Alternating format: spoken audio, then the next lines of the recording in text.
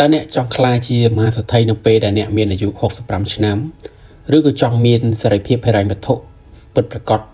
តាំងពីក្មេងហើយឬនៅមនុស្សភាគច្រើនត្រូវបានគេបង្រៀនឲ្យខ្ពស់រកការងារធ្វើល្អហើយសន្សំលុយរាប់សិបឆ្នាំដើម្បីរងចាំមើលភាពមានបាននៅពេលដែលខ្លួនចាស់ជរា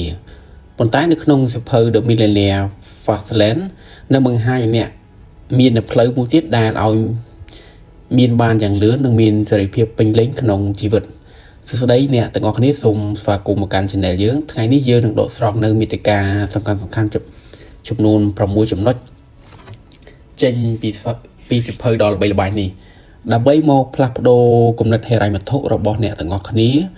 បើអ្នកចង់ដឹងថាតើត្រូវធ្វើដូចម្តេចទើបអាចឈប់ធ្វើទានសកលនៃលុយកាក់ហើយក្លាយជាម្ចាស់នៃពេលវេលាបានកុំរំលងវីដេអូនេះឲ្យសោះតោះទៅទស្សនាទាំងអស់គ្នាតោះយើងមកដល់ផ្នែកទី1ផែនទីផ្លូវទាំង3ឆ្ពោះទៅរកទ្រព្យសម្បត្តិ1ផ្លូវថ្មើរជើងឆ្ពោះទៅរកភាពក្រីក្រអ្នកដែលដើរលើផ្លូវថ្មើរជើងគឺជាមនុស្សដែលគ្មានផែនការហិរញ្ញវត្ថុច្បាស់លាស់សម្រាប់អនាគតឡើយពួកគេរស់នៅក្នុងផ្នត់គំនិតសប្បាយ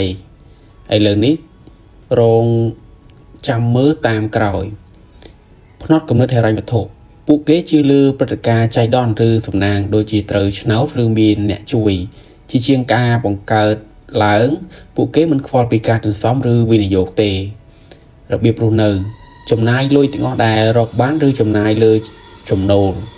ប្រើកាតឥណទានឬជំពាក់គេដើម្បីទិញសម្ភារៈនិយមទូរស័ព្ទទំនើបសម្លៀកបំពាក់ brand ដើម្បីបង្អួតភ្នែកអ្នកដទៃនិងដើម្បីបង្ហាញថាខ្លួនមាន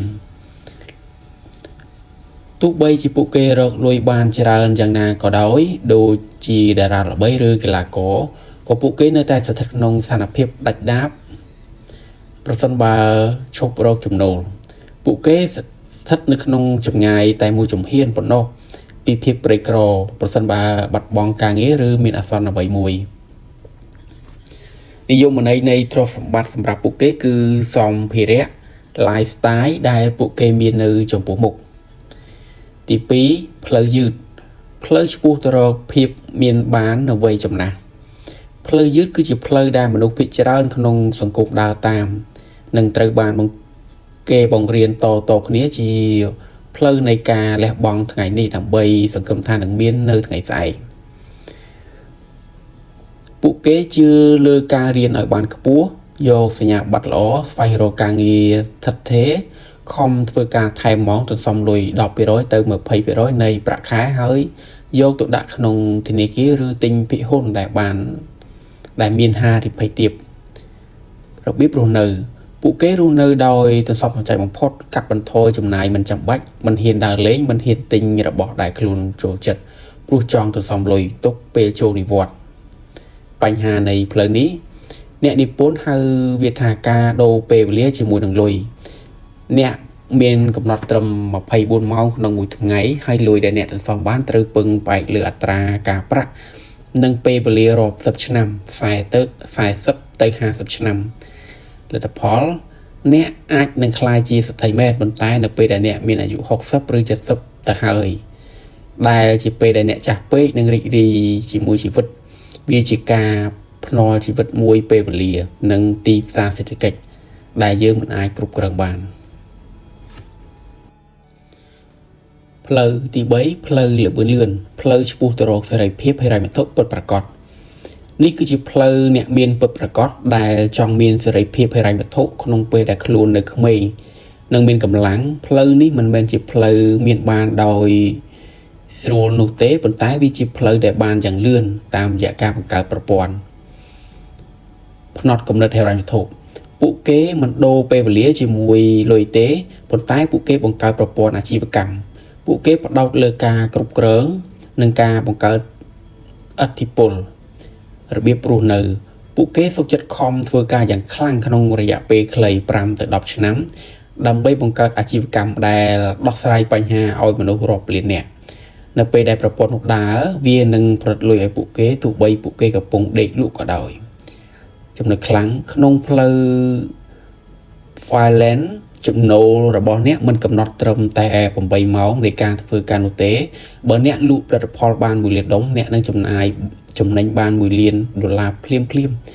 វាជាការប្រើប្រាស់គណិតវិទ្យានៃអ្នកមានដូចជាការបង្កើតចំនួនអតិថិជនឬការលក់ក្រុមហ៊ុនលទ្ធផលបង្កើតទ្រព្យសម្បត្តិដល់មហាសាលក្នុងរយៈពេលខ្លីដែលអនុញ្ញាតឲ្យអ្នកមានសេរីភាពពេញលេញក្នុងជីវិតសេរីភាពពេលវេលានិងសេរីភាពទីកន្លែងនិងសេរីភាពហិរញ្ញវត្ថុ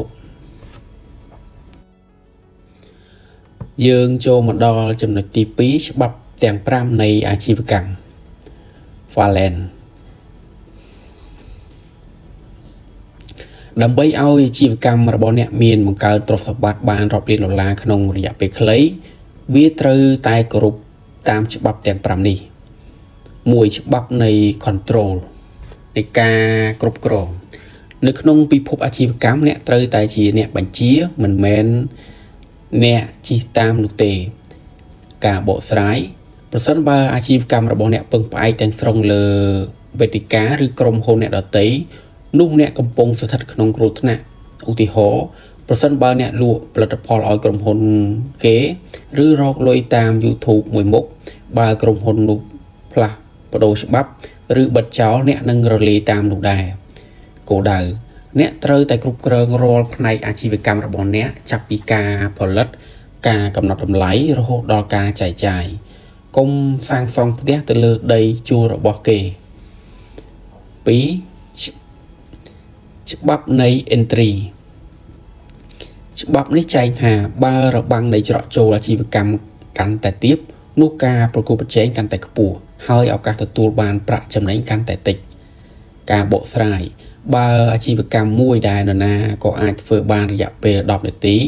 ដូចជាការចុះឈ្មោះផលិតផលអនឡាញបន្តឬការបើកតូបតូចតាចនោះអ្នកនឹងត្រូវប្រកួតប្រជែងជាមួយមនុស្សរាប់ម៉ឺននាក់នៅពេលដែលអ្នកលក់ច្រើនពេកតម្លៃនឹងធ្លាក់ចុះហើយអ្នកនឹងពិបាកមានបានគោលដៅបង្កើតអាជីវកម្មដែលមានរបាំងវាអាចជាជំនាញបច្ចេកទេសខ្ពស់ឬប្រើដើមទុនច្រើនឬការដោះស្រាយបញ្ហាស្មុគស្មាញបើចង់ចូលច្រកងាយស្រួលអ្នកត្រូវតែពូកែជាងគេទើបបានជោគជ័យ1ច្បាប់ NIT អាជីវកម្មដែលជោគជ័យមិនមែនកើតចេញពីការធ្វើចំណង់ចំណូលចិត្តប៉ុន្តែវាកើតចេញពីការឆ្លើយតបនឹងតម្រូវការទីផ្សារ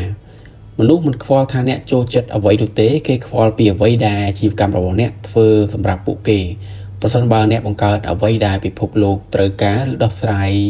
ការឈឺចាប់របស់មនុស្សបាននោះលុយនឹងរត់មករកអ្នកឯងឈប់សួរថាតើខ្ញុំចង់លក់អ្វីហើយចាប់ផ្ដើមសួរថាទីផ្សារកំពុងខ្វះខាតអ្វីតើមានបញ្ហាអ្វីដែលគេមិនទាន់ដោះស្រាយបានល្អ4ច្បាប់នៃធម្មពលនិងពេលវេលាអាជីវកម្ម Valen គឺជាអាជីវកម្មដែលអាចដើរបានដោយគ្មានអវត្តមានរបស់អ្នកបើសិនជាអ្នកឈប់ធ្វើការហើយអាជីវកម្មរបស់អ្នកក៏ឈប់ដើរឬចំណូលក៏បាត់បង់នោះមានន័យថាអ្នកនឹងមិនទាន់មានអាជីវកម្មពិតប្រាកដទេប៉ុន្តែអ្នកគ្រាន់តែបង្កើតការងារឲ្យខ្លួនឯងប៉ុណ្ណោះអាជីវកម្មល្អត្រូវតែអាចដើរដោយស្វ័យប្រវត្តិបង្កើតប្រព័ន្ធ system បណ្ដុះបណ្ដាលបុគ្គលិកឬប្រើប្រាស់បច្ចេកវិទ្យាដើម្បីឲ្យអាជីវកម្មនោះផលិតលុយឲ្យអ្នក24ម៉ោងលើ24ម៉ោងទោះបីជាអ្នកកំពុងសម្រាកលំហែកាយក៏ដោយ5ច្បាប់នៃ scale ដើម្បីឲ្យក្លាយជាមហាសេដ្ឋីលេខនៃអាជីវកម្មរបស់អ្នកត្រូវតែពង្រីកឲ្យបានធំប្រសិនបើអ្នកបើកហាងកាត់សក់អ្នកអាចបម្រើអតិថិជនបានត្រឹមតែចំនួនកំណត់ក្នុងមួយថ្ងៃទាបបំផុតត្រឹម20-30នាក់នេះហៅថាគ្មាន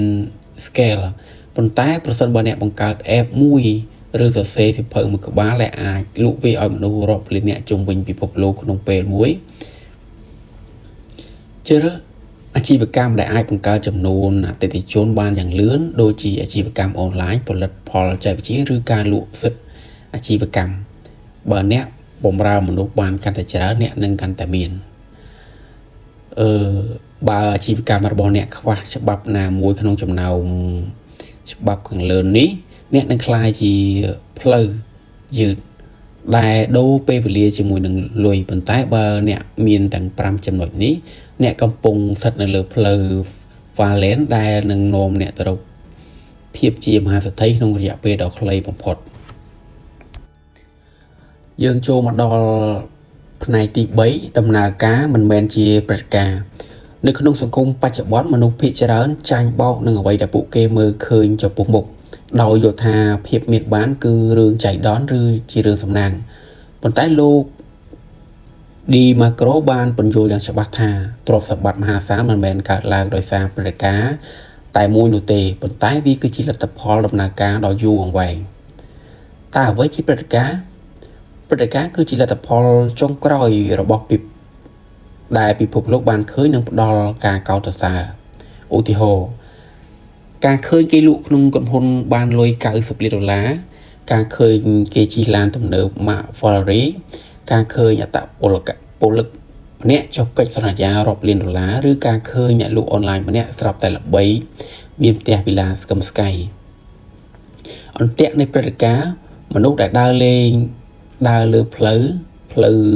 ជើងតែងតែដើរស្វែងរកព្រឹត្តិការណ៍នេះឯងដូចជាការទិញឆ្នោតដើម្បីសង្ឃឹមថាមានលុយ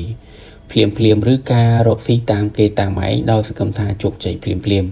ប្រសិនបើចង់បានតែព្រឹត្តិការណ៍ដោយមិនខ្វល់ពីដំណើរការអ្នកនឹងជួបតែការខកចិត្តនិងបរាជ័យ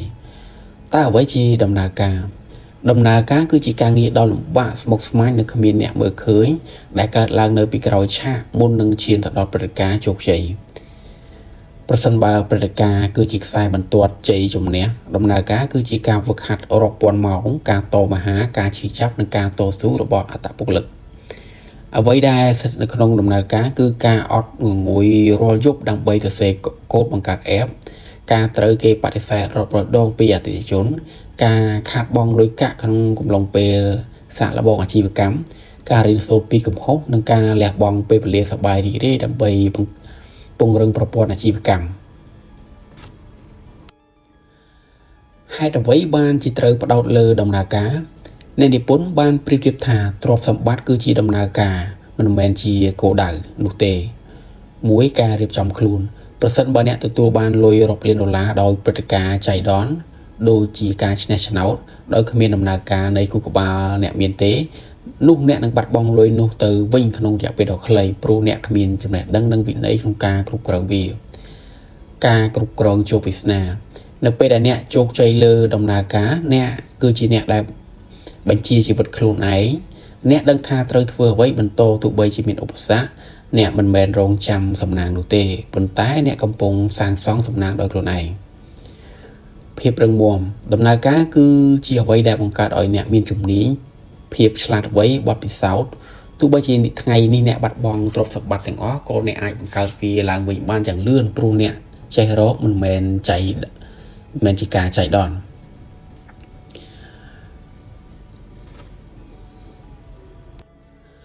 យើងចូលមកដល់ចំណុចទី4ច្បាប់នៃឥទ្ធិពលនៅក្នុងសៀវភៅ The Millionaire Fallen បានបញ្ជាក់យ៉ាងច្បាស់ថាទ្រព្យសម្បត្តិរបស់អ្នកគឺជាសមាមាត្រផ្ទាល់ទៅនឹងចំនួនជីវិតមនុស្សដែលអ្នកបានផ្ដល់ឥទ្ធិពលឬបានបម្រើបើចង់រកលុយបានរាប់លាន$អ្នកត្រូវបម្រើមនុស្សឲ្យបានរាប់លាននាក់ក៏មូលដ្ឋានគ្រឹះនៃច្បាប់លុយគឺជាកញ្ចក់ឆ្លុះបញ្ចាំងពីតម្លៃមនុស្សភាគច្រើនយល់ច្រឡំថាការរកលុយច្រើនគឺជាសំណាងឬការរៀបរាប់មន្តអាគមប៉ុន្តែតាមពិតលុយគ្រាន់តែជាសញ្ញានៃតម្លៃដែលបានផ្ដល់ឲ្យពិភពលោកប៉ុណ្ណោះប្រសិនបើអ្នកមិនទាន់មានលុយច្រើនមានន័យថាអ្នកមិនទាន់បានផ្ដល់តម្លៃឬជះឥទ្ធិពលដល់មនុស្សក្នុងទ្រង់ទ្រាយធំនោះទេចងចាំថាកុំដេញតាមលុយប៉ុន្តែត្រូវដេញតាមការបង្កើតតម្លៃដែលជះឥទ្ធិពលដល់អ្នកដទៃមាត្រដ្ឋាននិងវិសាលភាពដើម្បីគោរពច្បាប់នៃឥទ្ធិពលអ្នកត្រូវមានជំរើសពីរយ៉ាងធំក្នុងការរកលុយឲ្យបាន$1 លានមួយវិសាលភាពឬគុណតម្លៃខ្ពស់វាជាការផ្ដល់សេវាកម្មឬផលិតផលដែលមានតម្លៃខ្ពស់បំផុតដែលមនុស្សមួយចំនួនតូចឧទាហរណ៍ប្រសិនបើអ្នកខ្លាចជាអ្នកជំនាញវះកាត់បេះដូងដល់ពូកែម្នាក់ហើយក៏វះកាត់ម្ដងអ្នកទទួលបានកម្រៃជើងសារ$50,000អ្នកគ្រាន់តែវះកាត់ឲ្យមនុស្ស20នាក់អ្នកនឹងទទួលបាន$1 លាននេះហៅថាការផ្ដល់ឥទ្ធិពលកម្រិតធ្ងន់ទៅលើមនុស្សមួយចំនួនតិចពីមាត្រដ្ឋានឬចំនួនមនុស្សច្រើន គឺជាការផ្ដល់សេវាកម្មឬផលិតផលដែលមានតម្លៃមធ្យមឬទាបប៉ុន្តែបម្រើមនុស្សបានរាប់លាននាក់ឧទាហរណ៍ប្រសិនបើអ្នកបង្កើត app ទូរស័ព្ទមួយដែលលក់ក្នុងតម្លៃ$1ប៉ុន្តែមានមនុស្សទាញយក1លាននាក់អ្នកនឹងទទួលបាន$1លានភ្លាមនេះហៅថាការផ្ដល់ឥទ្ធិពលកំណត់មធ្យមទៅលើមនុស្សចំនួនច្រើនមហាសាលកហេតុអ្វីបានជាការងារស៊ីប្រាក់ខែមិនអាចដើរតាមច្បាប់នេះបានទេច្បាប់នៃឥទ្ធិពលបញ្យល់ថាមូលហេតុដែលផ្លូវយឺតមិនអាចធ្វើឲ្យអ្នកមានបានលឿនព្រោះវាជាប់គាំងនៅមាត្រដ្ឋាននិងវិសាលភាពក្នុងការងារអ្នកអាចបម្រើមនុស្សបានតែម្នាក់គត់គឺតកែរបស់អ្នកពេលវេលារបស់អ្នកមានកំណត់ត្រឹមតែ24ម៉ោងដូច្នេះអ្នកមិនអាចពង្រីកខ្លួនឯងឲ្យធ្វើការឲ្យមនុស្ស1លាននាក់ក្នុងពេលតែមួយបាននោះទេទោះបីជាអ្នកពូកែយ៉ាងណាក៏ប្រាក់ខែរបស់អ្នកមានដែនកំណត់យើងចូលមកដល់ចំណុចទី5ពេលវេលាគឺជាទ្រព្យសម្បត្តិដ៏មានតម្លៃបំផុតក្នុងសៀវភៅ The Millionaire Fallen បានសង្កត់ធ្ងន់ថាទ្រព្យសម្បត្តិពិតប្រាកដមិនមែនជាចំនួនលេខក្នុងគណនីធនាគារនោះទេប៉ុន្តែវាជាពេលវេលានិងសេរីភាពលោកបានបែងចែកឲ្យយើងឃើញពីតម្លៃពេលវេលានិងរបៀបដែលមនុស្សខុសគ្នាប្រើប្រាស់វាក៏ពេលវេលាមានកំណត់លុយមិនមានកំណត់នេះជាចំណុចខុសគ្នាដ៏ធំបំផុតរវាងអ្នកមាននិងអ្នកក្រនិងអ្នកមធ្យមតែងគិតថាលុយសំខាន់ជាងពេលវេលាពួកគេសុខចិត្តចំណាយ5ម៉ោងដើម្បីដើររកទឹកទិញទំនិញដែលចុះថ្លៃ$5ឬសុខចិត្តធ្វើការថែមម៉ោងយ៉ាងលំបាកដើម្បីបានលុយបន្តិចបន្តួចអ្នកមានយល់ថាពេលវេលាគឺជាទ្រព្យសម្បត្តិដែលមិនអាចបង្កើតបានលុយអាចរកមកវិញបានអាចបោះពុម្ពនិងអាចកើតឡើងប៉ុន្តែរាល់នាទីដែលកន្លងផុតទៅបាត់ទៅរហូតដូច្នេះពួកគេសុខចិត្តចំណាយលុយដើម្បីទិញពេលវេលាមកវិញដូចជាការជួលអ្នកដទៃឲ្យធ្វើការងារផ្ទះឬការងាររដ្ឋបាលជំនួសដើម្បីឲ្យពួកគេមានពេលវេលាទៅបង្កើតអ្វីដែលធំជាងមុនខពេលវេលាជាប់ចំណងអ្នកនិពន្ធប្រើពាក្យថា សំដៅលើពេលវេលាដែលអ្នកត្រូវធ្វើការដើម្បីរស់ប្រសិនបើអ្នកធ្វើការពីម៉ោង8ព្រឹកដល់ម៉ោង5ល្ងាចនោះបានន័យថា9ម៉ោងក្នុងមួយថ្ងៃអ្នកគឺជាពេលវេលាជាប់ចំណងអ្នកមិនមានសេរីភាពក្នុងការធ្វើអ្វីដែលចង់ធ្វើឡើយព្រោះអ្នកបានលក់វាទៅឲ្យតកែបាត់ទៅហើយនៅក្នុងផ្លូវ Slow Lane មនុស្សសុខចិត្តលក់ពេលវេលា5ថ្ងៃពីច័ន្ទដល់ศุកร์ដើម្បីបដូរយកមកវិញនៅសេរីភាព2ថ្ងៃសៅរ៍អាទិត្យអ្នកនិពន្ធហៅថាកិច្ចព្រមព្រៀងដ៏អាក្រក់បំផុតព្រោះវាស្មើនឹងការលក់ជីវិតឲ្យអ្នកក្នុងតម្លៃថោកក៏ពេលវេលាសេរីភាពហិរញ្ញវត្ថុពិតប្រាកដកើតឡើងនៅពេលដែលអ្នកមានពេលវេលាច្រើនជាងពេលវេលាជាប់ចំណងចូលមកដល់ចំណុចទី6កុំធ្វើជាអ្នកប្រើប្រាស់ត្រូវធ្វើជាអ្នកផលិតលោក D. Macro បានលើកឡើងថាមនុស្សភាគច្រើនត្រូវបានសង្គមនិងការអប់រំបង្វឹកឲ្យក្លាយជាអ្នកប្រើប្រាស់តាំងពីដឹងក្តីក្លាយជាអ្នកមានក្នុងផ្លូវ Fallen អ្នកត្រូវតែបដូរខាងអ្នកត្រូវតែយកលុយឲ្យគេ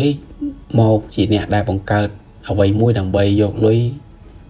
មកឲ្យវិញក៏ផ្នត់គំនិតអ្នកប្រើប្រាស់គឺជាមនុស្សដែលមើលពិភពលោកតាមរយៈកែវភ្នែកនៃការចង់បាននិងការចង់ចំណាយនៅពេលដែលពួកគេឃើញផលិតផលថ្មីដូចជា iPhone model ចុងក្រោយពួកគេគិតភ្លាមថាតើវាស្អាតទេតើខ្ញុំគួរទិញនៅឯណាតើខ្ញុំមានលុយទិញវាដែរឬទេលទ្ធផលពួកគេដេញតាមតែការប្រើប្រាស់ដើម្បីបំពេញបំណងខ្លួនឯងដែលជាហេតុធ្វើឲ្យលុយហូរចេញពីកប៉ាល់ជានិច្ចពួកគេគឺជាអ្នកដែលជួយពង្រឹងអាជីវកម្មរបស់អ្នកដទៃឲ្យកាន់តែមានបានខផ្នត់គំនិតអ្នកផលិតគឺជាមនុស្សដែលមើលពិភពលោកតាមរយៈកែវភ្នែកនៃឱកាសនិងការបង្កើតតម្លៃសកម្មភាពនៅពេលដែលពួកគេឃើញលទ្ធផលនោះពួកគេបានគិតពីការទិញឡើយប៉ុន្តែពួកគេសួរខ្លួនឯងថាតើគេផលិតវាដោយរបៀបណាតើគេប្រើប្រាស់យុទ្ធសាស្ត្រទីផ្សារអ្វីខ្លះទើបធ្វើឲ្យមនុស្សចង់ទិញវាម្ល៉េះតើក្រុមហ៊ុននេះចំណេញបានប្រមាណពីការលក់ផលិតផលមួយគ្រឿងតើមានចន្លោះប្រហោងអ្វីដែលខ្ញុំអាចធ្វើបានល្អជាងនេះលទ្ធផលពួកគេយល់ពីដំណើរការនៅពីក្រោយអាជីវកម្មនិងការស្វែងរកដើម្បីក្លាយជាអ្នកផ្គត់ផ្គង់ដល់អ្នកដទៃការបដូរខាង ការคลายជាអ្នកផលិតមានន័យថាអ្នកត្រូវឈរនៅផ្នែកម្ខាងទៀតនៃការសម័យកាលសេដ្ឋកិច្ច